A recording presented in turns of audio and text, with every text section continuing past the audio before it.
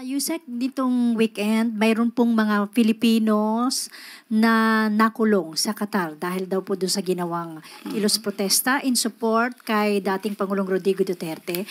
Ano po ang tulong na maipagkakaloob ng gobyerno, kung meron man, anong plano para sila po ay matulungan na ma-resolve itong kanilang kinakaharap na kaso doon ngayon?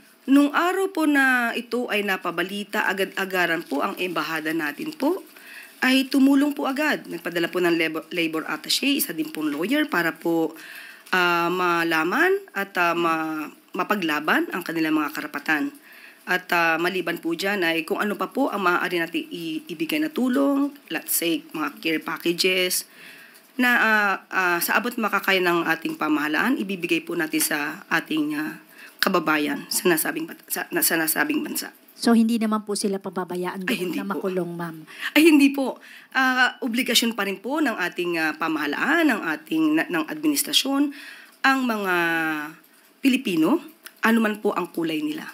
Wala po tayong sinisino, wala po tayong discrimination patungkol po dyan. Basta po kapwa Pilipino, tutulungan po yan ng administrasyon. Apo.